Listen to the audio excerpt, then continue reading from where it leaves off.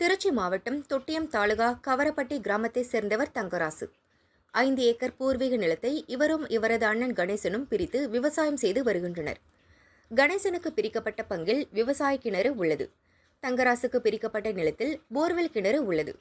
போர்வெல்லுக்கும் கிணறுக்கும் சேர்த்து இலவச விவசாய மின் இணைப்பு மட்டும் உள்ளது. ஒரு இலவச மின் இணைப்பு பெற்று 2 இடங்களிலிருந்து தண்ணீர் எடுப்பதாக மின் வாரியத்துக்கு சகோதரர்கள் மீது புகார் சென்றது. மின்வாரிய அதிகாரிகள் விசாரணை செய்து தங்கராசுக்கு அபராதம் விதித்தனர். தங்கராசு தனியாக பயன்படுத்தி வந்த மின் இணைப்பை வணிக பயன்பாட்டுக்கு மாற்றினர்.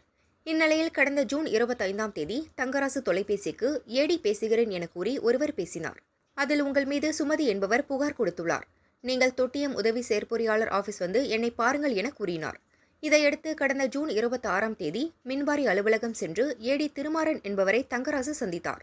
அப்போது ஏடி திருமாறன், உங்களது மின் கணக்கீடு பட்டியல் மாற்றப்பட்டுள்ளது. அதற்காக நீங்கள் என்னை கவனிக்கவில்லை. இப்போது சுமதி என்பவர் உங்கள் மீது புகார் கொடுத்துள்ளார். அந்த புகார் மீது உங்களுக்கு சாதகமாக நான் ரிப்போர்ட் எழுத 2000 ரூபாய் லஞ்சம் தர வேண்டும் என கேட்டார்.